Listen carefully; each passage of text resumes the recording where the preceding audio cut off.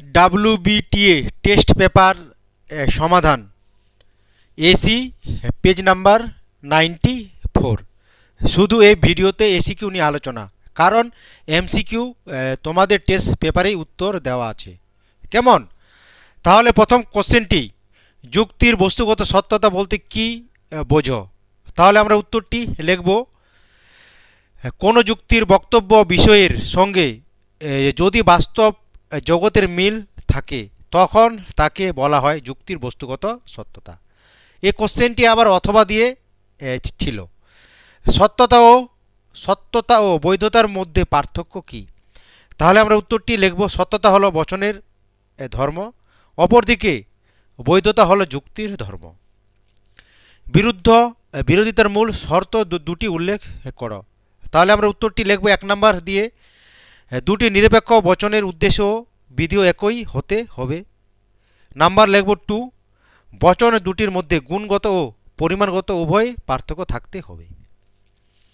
অধীন বিপরীত বিরোধিতার একটি দৃষ্টান্ত দাও।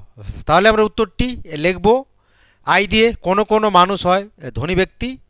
এবারে লিখব ও দিয়ে কোনো কোনো মানুষ নয় ধনী ব্যক্তি। কেমন? অথবা দিয়ে সকল মানুষ হয় বিচার বুদ্ধি সম্পূর্ণ জীব। এই বচনটির অসম বিরোধী বচন নির্ণয় করো।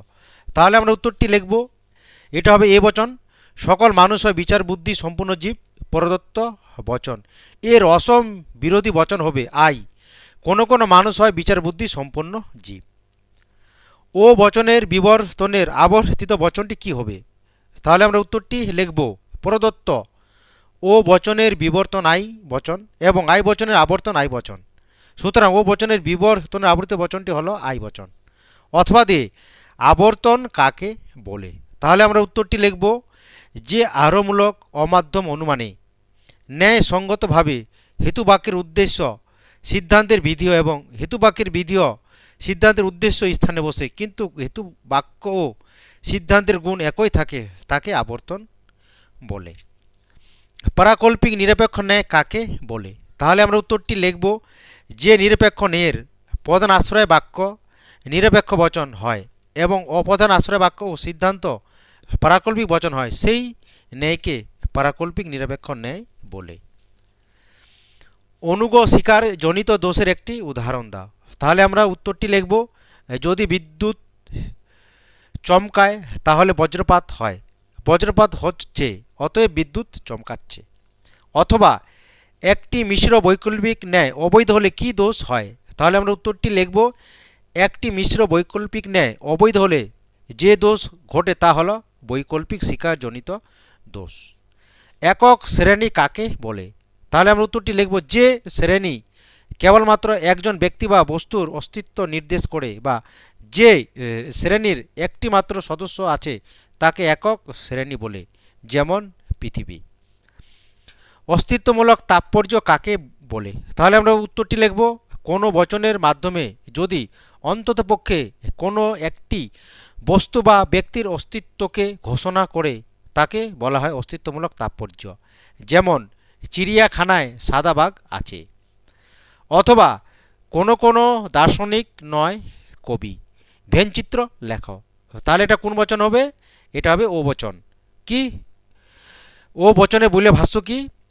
এস পি পি এর মাথায় বার নট ইকুয়াল টু 0, তার মানে ও বচনে ভেন চিত্র হলো এইটা। তোমরা তাহলে ভালো মতো করে দেখে নাও। পরের কোশ্চেন, সত্তাপেক্ষক বচন কাকে বলে? তাহলে আমরা উত্তরটি লিখব, যে যৌগিক বচনের সত্যমূল্য তার অঙ্গবাক্য আণবিক বচনের সত্যমূল্যের উপর নির্ভর করে তাকে সত্তাপেক্ষ বচন বলে। ফলস্তম্ভ বলতে কি বোঝো? তাহলে আমরা উত্তরটি লিখব, কোনো বচনাকার বা যুক্তি আকারের সত্য সারণীর যে স্তম্ভ থেকে মূল বচনের সত্যমূল্য নির্ণয় করা যায় তাকে বলা হয় ফলস্তম্ভ।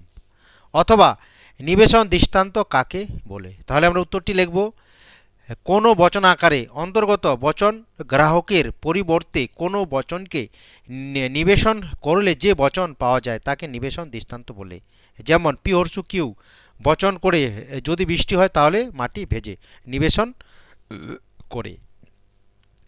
উপমা যুক্তি কাকে বলে? তাহলে আমরা উত্তরটি লিখব, দুই বা ততোধিক ব্যক্তি বা বস্তুর মধ্যে এক বা একাধিক বিষয়ে সাদৃশ্য লক্ষ্য করে এবং সেই সাদৃশ্যের ভিত্তিতে যখন তাদের মধ্যে অপর কোনো নতুন সাদৃশ্যের অস্তিত্ব অনুমান করা হয় তখন তাকে বলা হয় উপমা যুক্তি।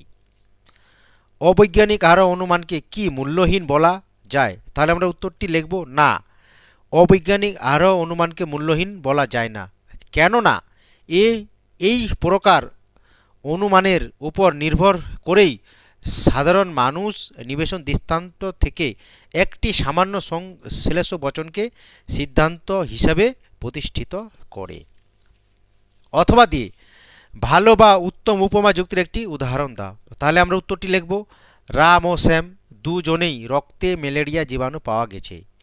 রাম কুইনাইন খেয়ে ভালো হয়েছে, অতএব শ্যামও কুইনাইন খেয়ে ভালো হবে।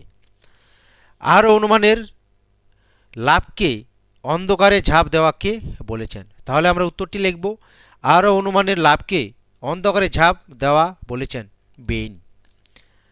কারণের পরিমাণগত লক্ষণ কাকে বলে? তাহলে আমরা উত্তরটি লিখব কারণের পরিমাণগত লক্ষণ বলতে বোঝায় পরিমাণের দিক থেকে কারণ হলো কার্যের সমান।